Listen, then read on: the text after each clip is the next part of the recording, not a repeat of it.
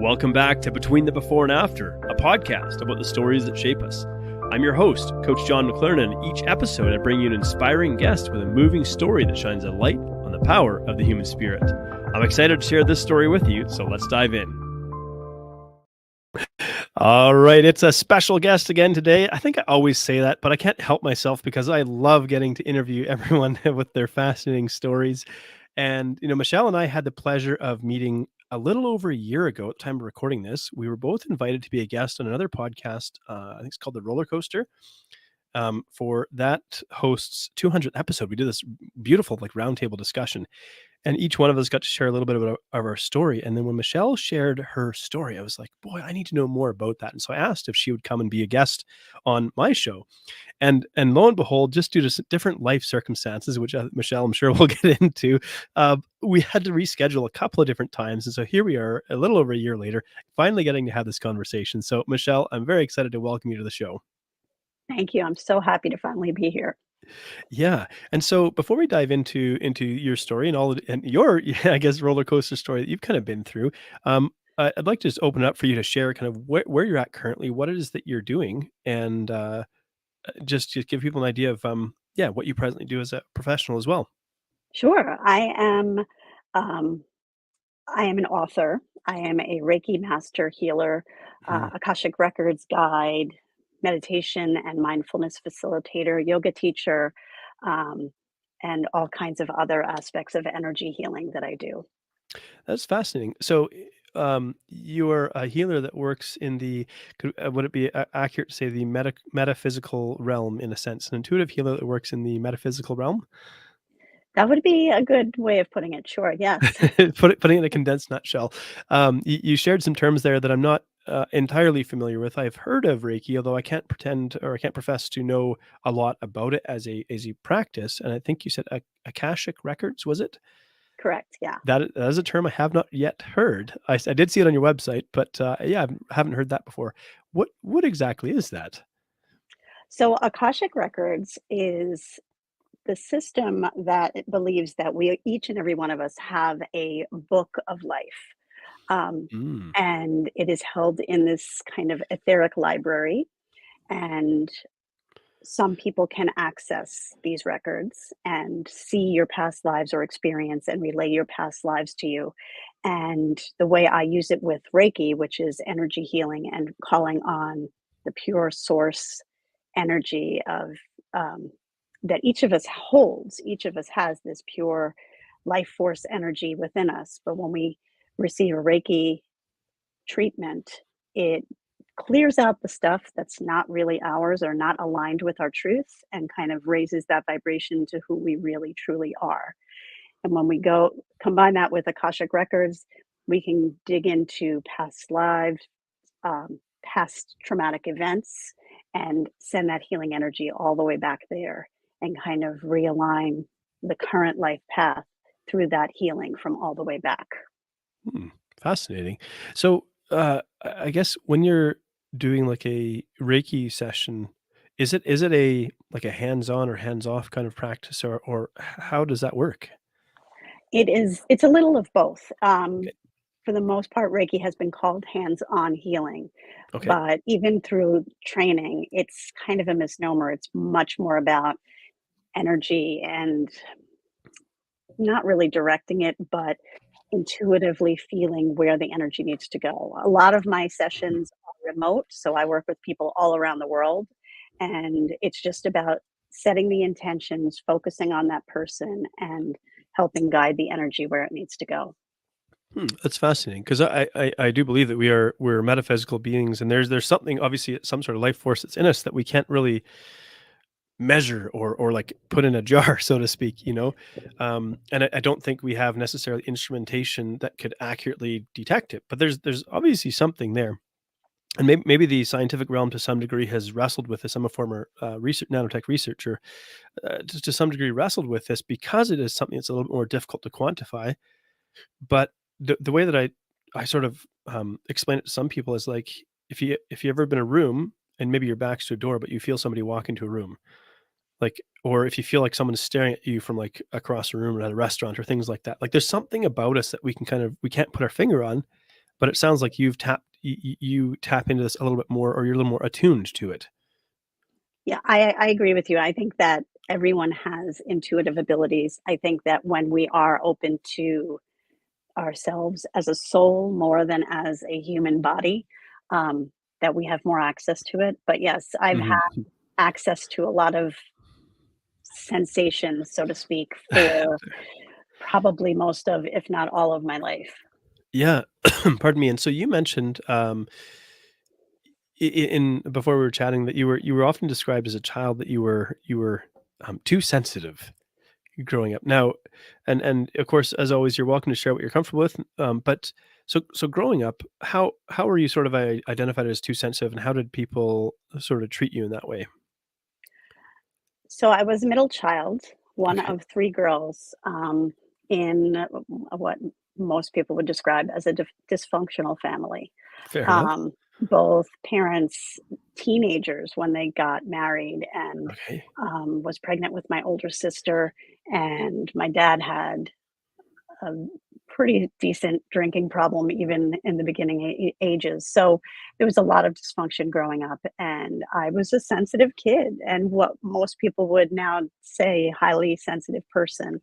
Um, and I was emotional, mhm, yeah, and I felt things, and I can I can pretty distinctly describe my first ghostly encounter at age 8, but definitely feeling presences before then. So, interesting. um, my emotional sensitivity was definitely something that was uh, not embraced or accepted in my family because Or maybe even we were understood. exactly. Yeah. Yeah. So, I mean, we could say that you are, like, very empathic. In other words, you feel and even take on, like, the emotions and feelings of others, and then that in turn, did it ever, like, lead to, like, outbursts or, like, tantrums or behavioral issues like that? Or how did you sort of express that you all these big things that you'd be feeling as a child without really maybe understanding it? I mean, my emotional outburst was crying. My Okay. younger sister had the temper tantrums. I uh, it's really funny. Just last year, I was diagnosed with ADHD.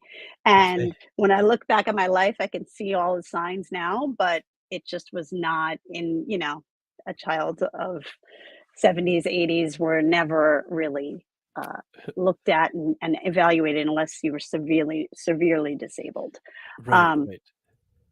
but so, yeah, my outbursts were more emotional. And because of family dysfunction, you know, people learn to adapt and become hyper vigilant to parents' mood and behavior and how to, you know, kind of parent yourself and try to make it work.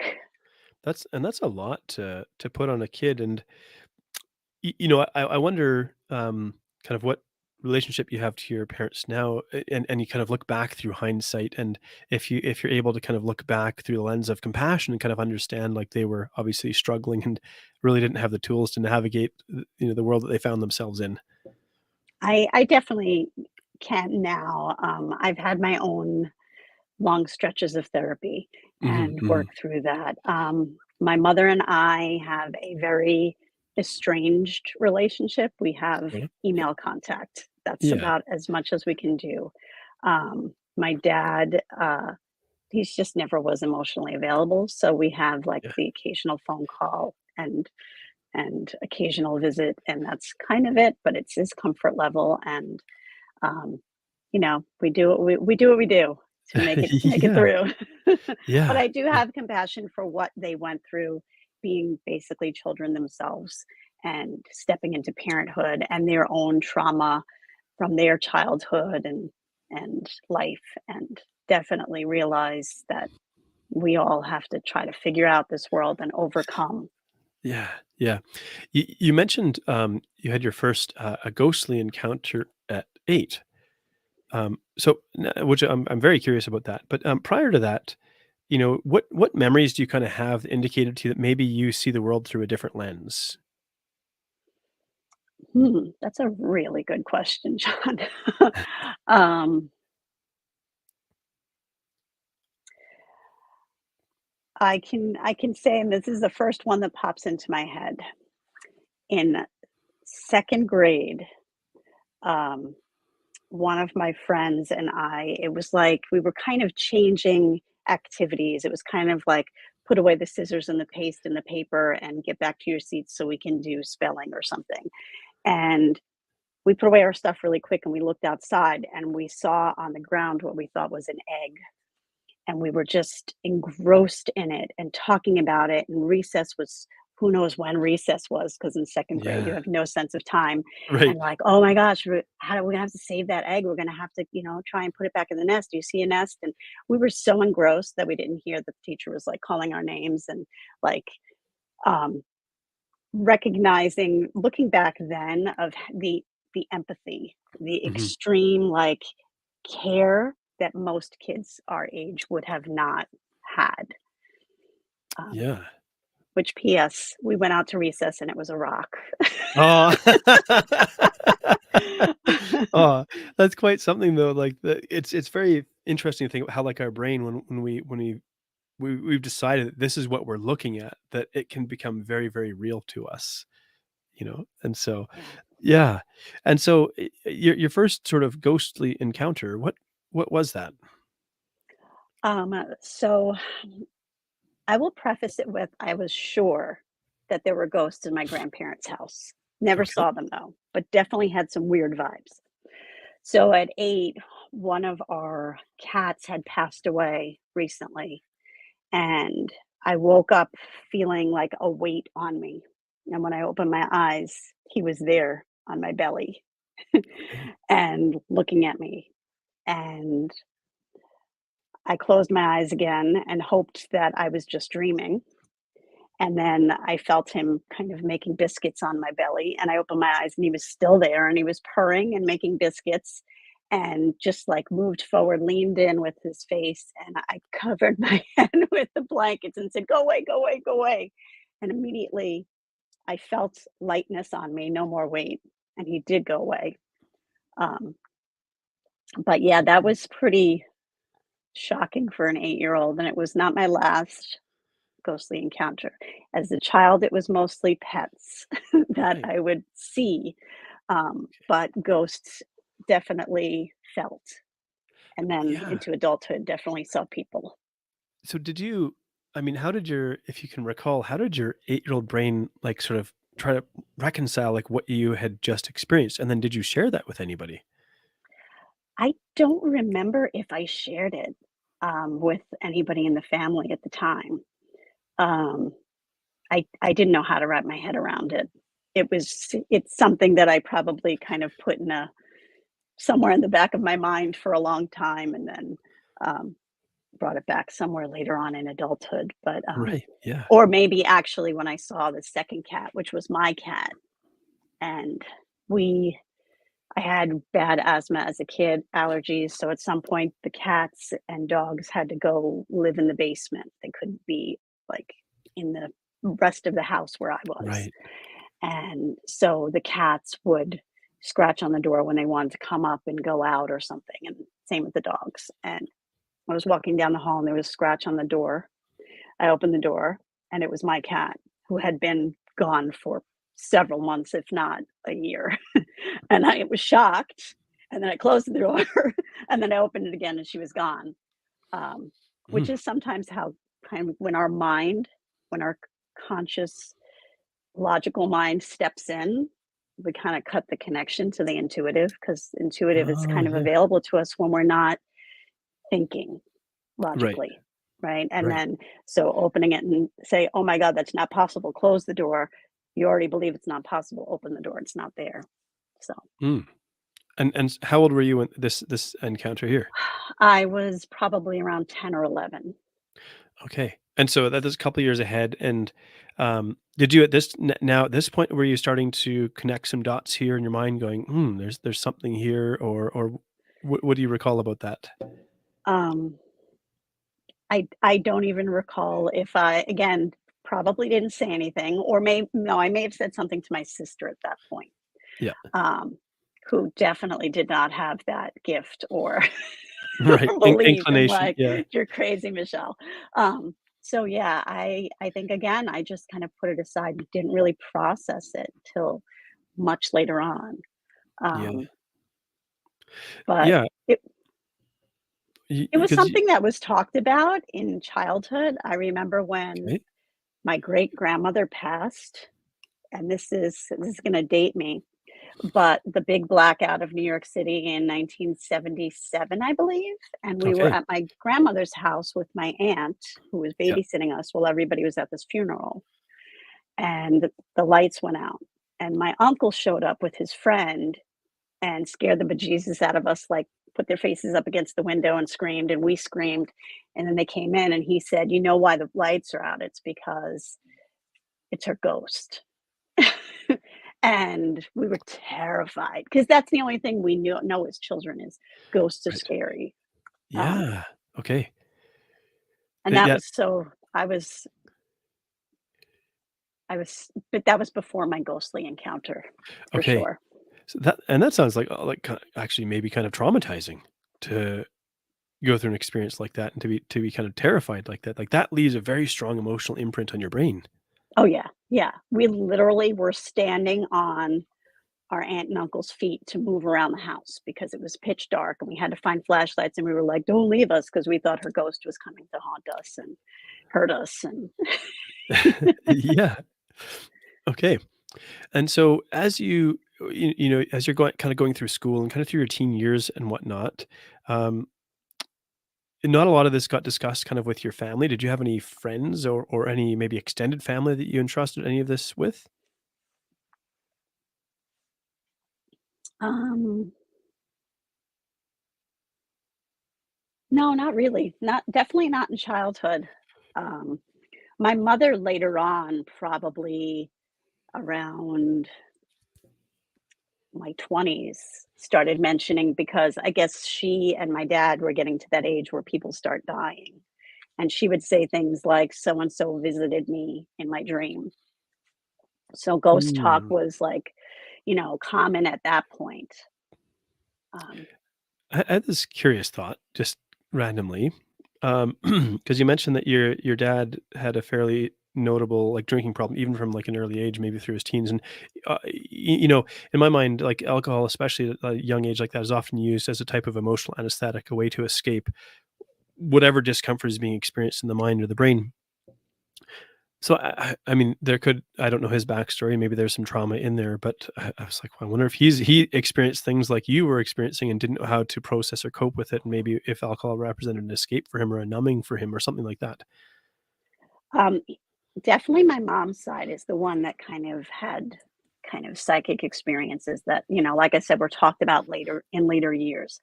My dad just had a lot of trauma. Fair enough.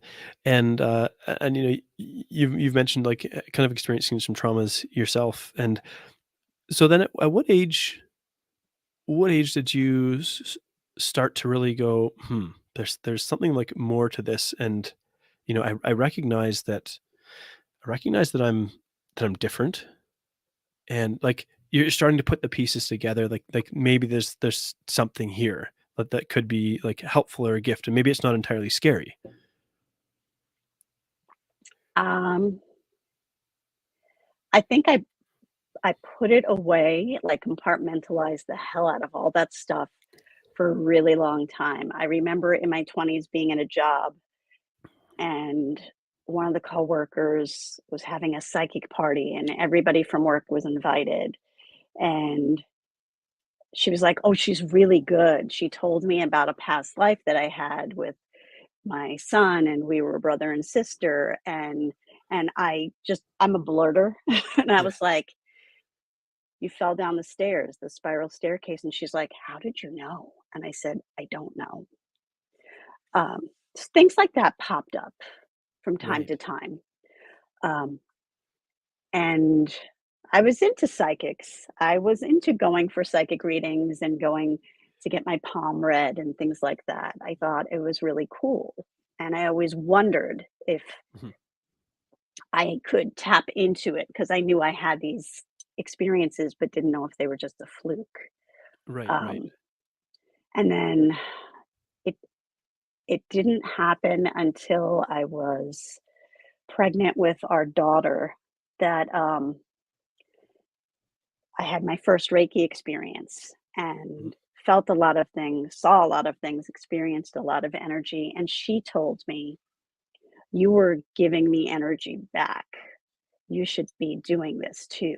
And I was like, "Okay, well, can you teach me?" And she's like, "No, I'm not a Reiki master yet." So, again, just put it aside until we were pregnant with our son a couple of years later. And then, same day that I found out I was pregnant, my husband was diagnosed with Hodgkin's lymphoma, Oh boy. and he started working with a Reiki master, and he started having positive effects before he even started chemo. But he did do Mm. chemo, and he is in remission for like 17 years now.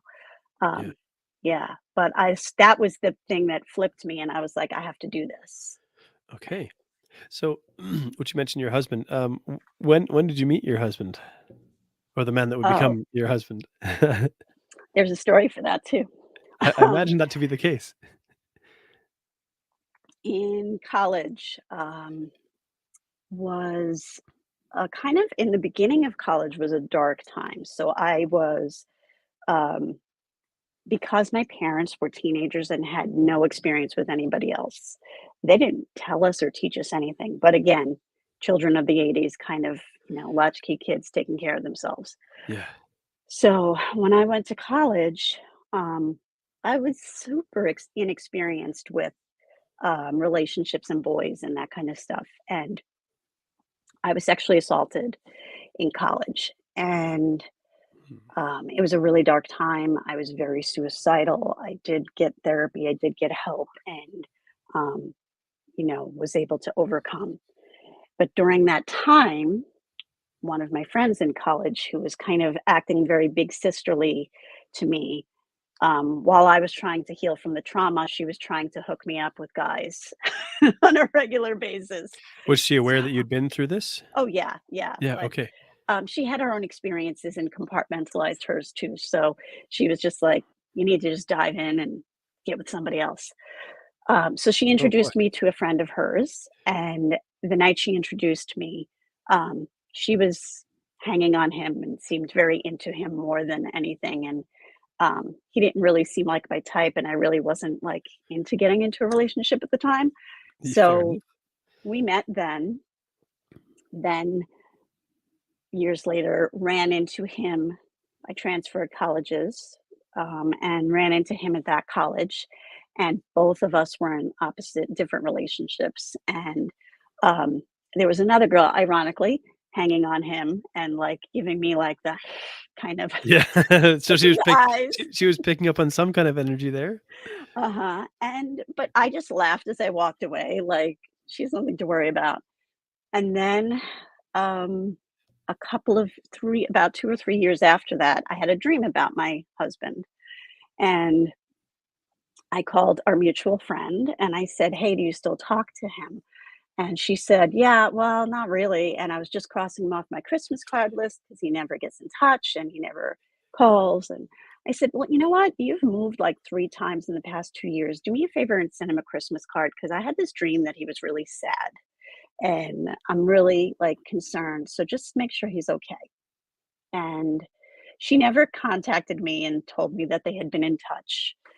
And my birthday that year, so we're talking November, I told her about this dream, and April is my birthday, and she Okay. invites me over for dinner for my birthday.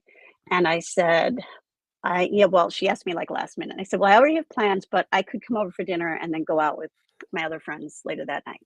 Yeah. She calls me the day of and says, "By the way, can can Greg come? Because his mom just recently died and he really needs to be about around people." And I like immediately like, "Oh my God, that's why he was sad because Wow. his mom was really sick all that time."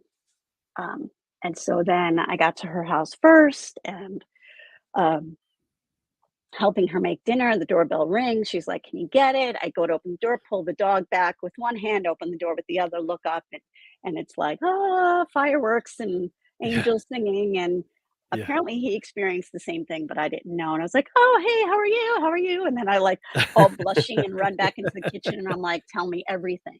And she's like, "Michelle, his mom just died. He just recently got out of a relationship. He's a mess. You can't." But we did. um, my plans mysteriously, and I say mysteriously, but I feel that the universe, the vibration was sent out, and many of my friends were guys, and Yeah. all of a sudden they just started canceling. Yeah. And and so I called up off my outside after plans, and we ended up talking at her apartment for our friend's apartment for hours. And then we went out over the weekend with a big bunch of people for like the real birthday celebration, Right, right. and pretty much have been together ever since. So, yeah, so it's kind of to recap, so you first encountered each other, I'm guessing would that be some in your early 20s? I was so it was, I believe, so I was 19 when I was sexually assaulted, so it was Okay. right after that, I think. Okay, and then you didn't see him for a couple of years, and then you sort of bumped into him again and then just kinda carried on, Yeah. and then a couple of years later so now and then so you connect and then, like, all there's this magic, there's this chemistry, there's this fireworks and so on. And I kind of have 2 questions. The first one would be, do you think had you got together either of those 2 previous instances that you might have had the same level of relationship, or do you think the timing of it was ideal? And then the second question would be, does he have recollections of those previous interactions and maybe feeling something as well? Um, Excellent questions first. I think timing is everything. I am a very strong believer in that our life is not a straight line. Just like Mhm. healing is not linear, our life is not linear. It kind of goes in circular and spiral shapes. And if the timing is not right, we will touch on something and then go back around again and actually cross paths. Um, that happened for me with Reiki. Like I heard of it in college years, and I was like, "Oh, that's so weird." And Right. same thing with my husband. Like we were not ready to get together. He was, old enough to drink. I was not. That was his big thing when he first met me. Um, Yeah, fair enough, yeah. and then, we both kind of thought like, "Oh, they're nice," but like we weren't there. We had to grow to the point that we were ready Yeah, for the real thing. yeah, quite something. So you get together, you go on a couple of dates, and all of a sudden you're like, "Okay, this is it. The stars have aligned, the universal energies have pushed us together, and this is it. We're meant to be together at this point." It took me um, several weeks of like dating and saying, "You're not my boyfriend. Don't call me your girlfriend." Yeah. Because I had gotten out of a pretty bumpy relationship before him, and working out daddy issues, and dated someone who was a very extreme alcoholic. And so Fascinating. I was like, "Hey, I'm just taking it slow, no rushing, not jumping into a relationship." Mm. Um, but literally, people I worked with knew, like, "Oh, he's the one, Michelle." And I'm like, "No, no, no, no, no. We were just dating." That ex called me, and I answered the phone at work, did not say anything to him, and he said, "Holy shit, you're with somebody." And I was like, "How did you know that?" There was clearly a quality in my voice that he Yeah, knew. yeah, interesting. So now I'm fascinated by a couple of different things because it's still sort of woven in through all of this again is because you are this sort of intuitive person and you're learning and exploring this realm, but you haven't maybe at this point have you not yet got into like being an intuitive healer yourself, but and did you have other sort of ghostly or otherworldly type encounters as you moved into your 20s and like kind of your adult years that you again maybe struggled to conceptualize or understand? Um, well, a beautiful thing happened when we did get together and we moved in together. And then um, my husband's in radio and production. Okay. And at one of the stations he was working at, they had a medium come in and do a show. Okay. And he was not a believer.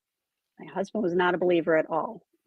And I did. And I thought it was the coolest thing. And I would listen to the radio show. And he's like, shit, he doesn't know what he's talking about. It's all made up. And these people are like planted. Well, the medium talked to him. Every time he crossed his path, he said something to him. Nobody at that job knew that his mom had passed. This guy said, "Your mom says blah, blah, blah." And like he thought, because he felt that psychics and mediums were liars and swindlers and crooked, like he had a pair of headphones go missing and he thought that they stole them.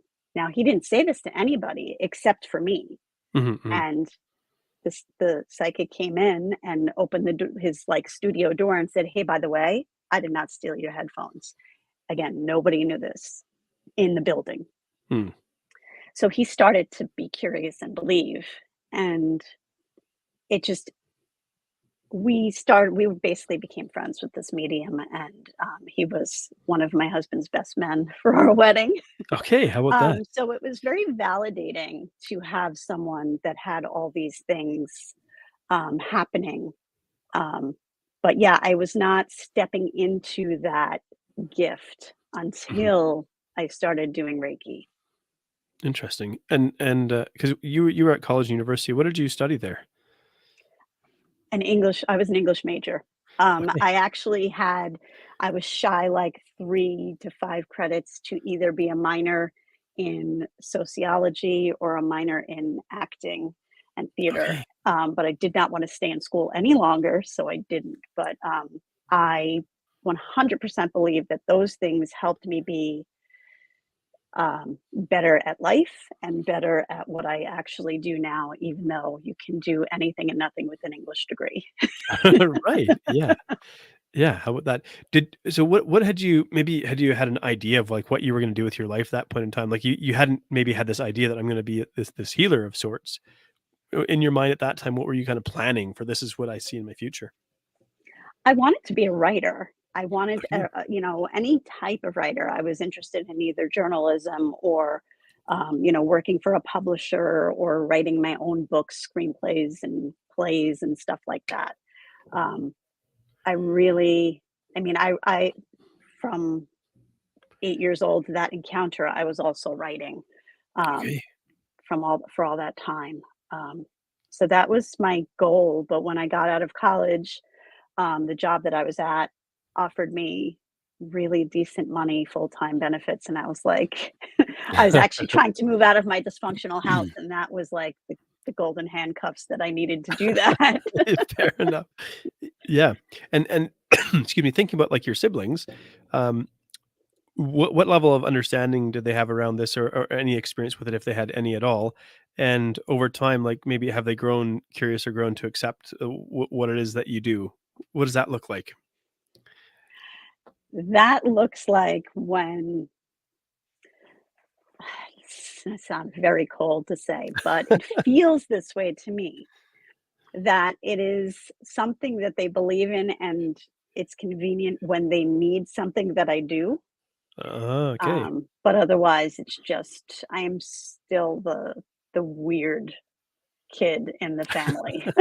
Well, isn't it fascinating to think about even as adults, like, there's certain sibling dynamics that were established, in childhood that sort of remain into adulthood. I still observe this from time to time. I only have one brother, and he and I just get along great. Like, he's fantastic. We've never really had much of a sibling rivalry. He's only, like, 14 months older than me. But with my wife's, she's the youngest child of 3, and so it's always interesting to kind of observe those sort of sibling dynamics and how they interact with each other. Although I have seen it shift over in adult years as she's moved into parenthood as well. They're all now parents with kids and whatnot. So, you had your first encounter with Reiki at what age? I was probably around 30.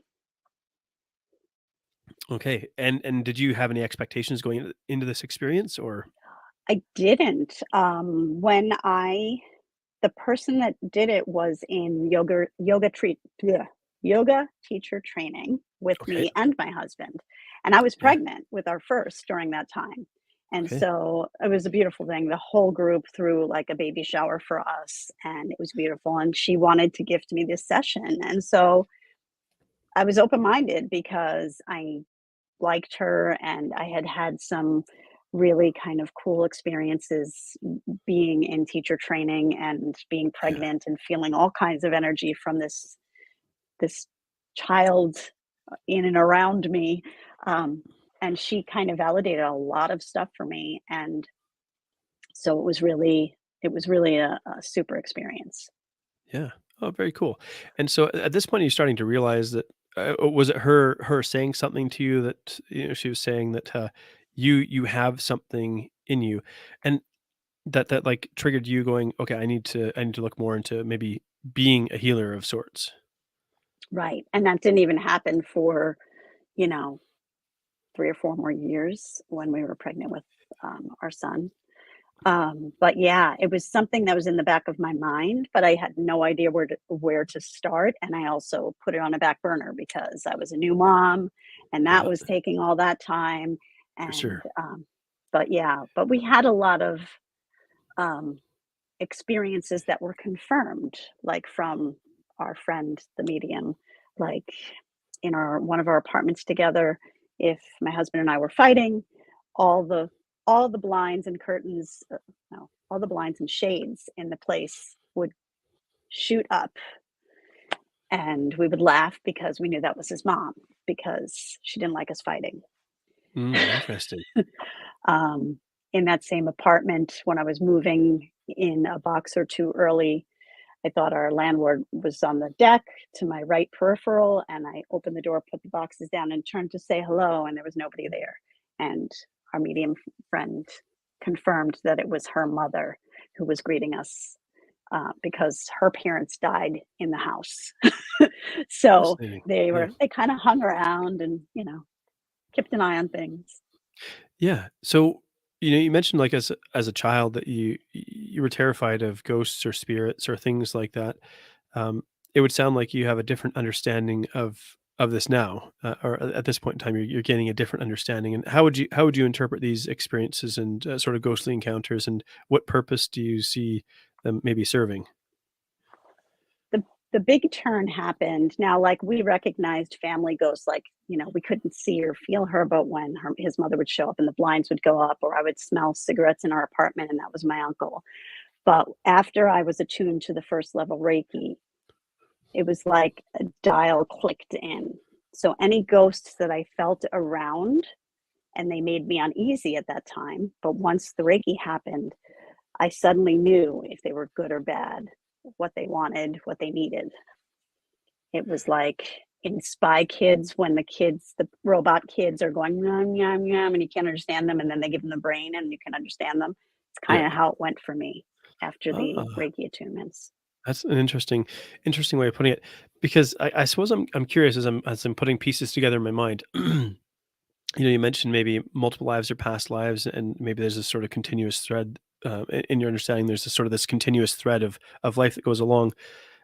Why would it be that people who have passed are I guess reappearing or making visits as spirits that may not necessarily be visible here on Earth?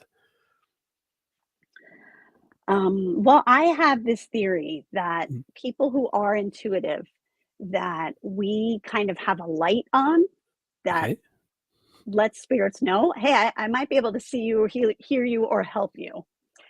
And interesting. so family members may come around because someone's in trouble, someone's sick, or needs help, and or needs to receive a message from that person who passed. And I have done a lot of that, relaying messages Hmm, from the person okay, who passed to the person who really needs that message in order to be able to move on. Because right. um, I am 100% a fan of the as above, so below.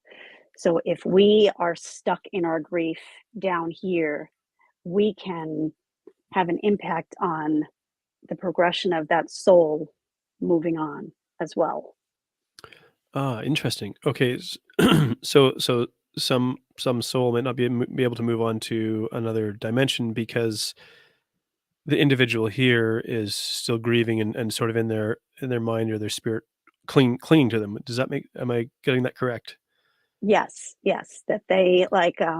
I'll give you I'll give you a really I can give you, like, a short example or a really cool example. Which would you Well, prefer? now that you said a really cool example, I'm like, well, I'm curious. So my father-in-law's long-term girlfriend passed, Mhm. and, we weren't close.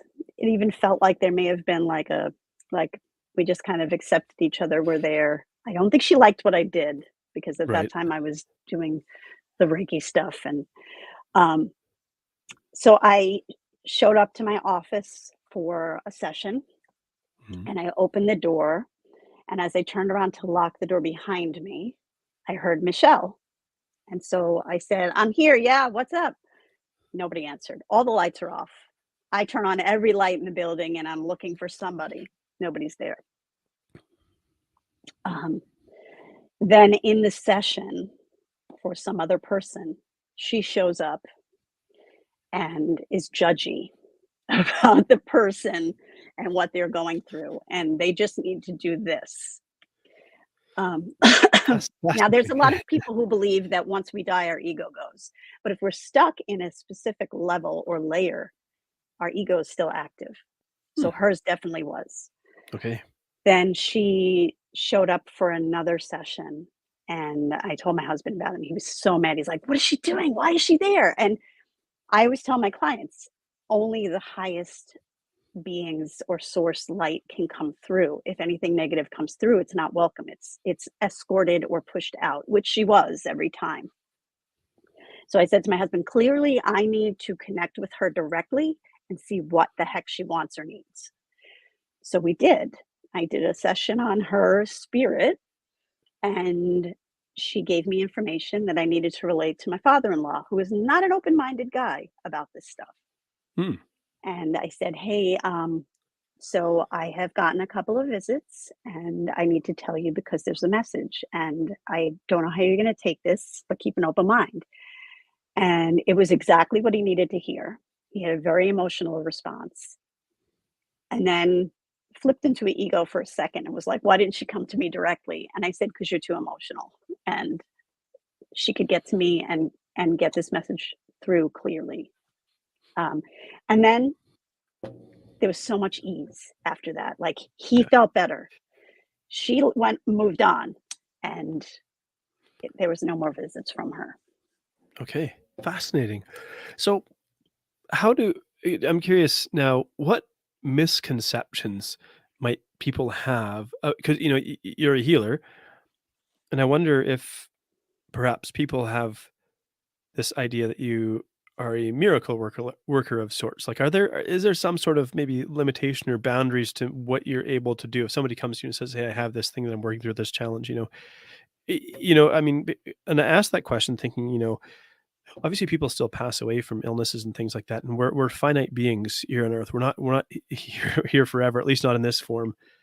So maybe the question would be like, what sort of misconceptions might people have around the work that you do, and do they sometimes place unattainable expectations on what you could potentially do to help them? Yes, they do. There are people who have said, um, "I've been diagnosed with cancer, and I need you to help me." And I'm like, "Okay, well, have you gotten this done? Have you gotten that done? What's your oncologist say?" I will not work with somebody if they will not work with the medical team if it's cancer. Because my husband did the same thing, and his Reiki master said, "You have to do chemo too." Mhm. Um, yeah, that you can't just do the energy healing. You have to go through east and west is necessary in a lot of ways. Right, because we are like a physical there's an element of us that is a physical being in a physical Mhm. world, and there's the Yes. time and the space for those things as well. Um, yeah, well, this has all been like really quite fascinating for me because it's still kind of I suppose a novel concept for me, one that I don't claim to have much understanding about. So I appreciate you being so open and comfortable sharing kind of the work that you do. Um, for people. Who would be, like, listening to a conversation like this, and then maybe they're hearing this and, maybe let's say maybe for the open-minded people, what is one nugget that you would like them to take away from this conversation and from your story, really? Um, I do wanna make just like 1 or 2 little points Please that do. I think is really important because the name healer, to me, every every person is a healer. We've all healed in our own ways, and we all have to do our own healing. No one can do it for you. I like A that. Yeah. healer, even an energy healer or a doctor, a therapist, holds space for your healing, has Yeah. tools to help you heal yourself. So that is a really important thing. And it's not magic. It's really, and I've said this to people who come to me and say, "Oh my God, you're a miracle worker," or "Oh, you Right, know," right. and I say, "No, you are the miracle because you were open enough to receive that Mm, energy that made that transformation." So I think that's important to realize that we have so much power in our ability to heal. And yeah, with that said, sometimes healing or our highest good is going through a really hard illness or really hard thing to come out the other side and rise up to our own healing power. yeah. Well, I think about it like I was just thinking about the placebo effect yesterday. And I think we often just, like, dismiss like, so for those who the placebo effect in scientific studies has to be accounted for. So let's say they're testing a new medication, and they wanna determine its effectiveness. So they have to give a control group, like, sugar pills, but the people believe that they're getting the medication, and that they want to account for how much can through the power of their own mind and thinking they're receiving something healing, can they create healing in their body. I hope I've described that reasonably well. So the placebo effect, to me, what that indicates is we hold within ourselves the power to create healing. Obviously, there's something about it. Otherwise, it wouldn't be a thing that we'd have to account for in scientific studies. And so there is something about it in our mind. So to me, that's fascinating. I think you also touched on um, something else that's really important. You know, in the work that I do with my clients, I very often use the phrase, "I'm a tour guide, but I'm not a Sherpa." I like And it. yeah, and it's really to express that, like, I'm not here to carry your backpack because that's really disempowering for you. I'm I have tools, and I might help you unpack the backpack. I might help you let go of things that aren't serving you. I might help you bring new tools into your experience, repack a backpack with a lighter one with better tools and things, but ultimately, you carry your backpack because you ultimately hold the power within you, and I think maybe that's a similar vein to what it is that you're expressing with the work that you do. Exactly. Exactly. I'm not saying go out and get traumatized so you can overcome it, but Yeah. our hurt happened. The person who hurt us is not going to be the healer of ourselves. We are Mhm. always responsible for our own healing. Mm. Yeah. And it's interesting that you shared that because I actually had this thought. I was like, I'm going to ask her if there's anything that she wants to share that I haven't quite covered yet. And so, is there anything further that you wanted to make sure that we cover? Sure, I actually do because I mentioned holding space. Mhm. So over the shutdown, the great pause, Yeah. I wrote a book basically of so many different aspects of healing and affirmations and meditations and prose. And I shared a lot of my story, um, Mm. vulnerably because it's really important to hear someone's pain and that they overcame it and that it's like without even seeing me reading it on the page you feel seen. Mhm. And I think it's important for each of us, no matter where we are in our Yeah. healing journey, to hold space for who you are now. And this is something I've learned in therapy too, to hold space for supporting your future self, Yeah. because that future self is worthy of life and love and all the things that you wish for Yeah. in your present self now. Yeah. That's wonderful. Michelle, I want to thank you just for being, again, for being so open, vulnerable, and sharing. If people want to learn more about the work it is that you do, or maybe they want to get a copy of your book, where is the best place for them to find you? I You can find me on my website, My Reiki Healer. I'm also on Instagram, Facebook, TikTok, all at My Reiki Healer. And my book can be bought in any local bookstore. I'm a big fan of shopping small, so you could buy the paperback in any bookstore around the world.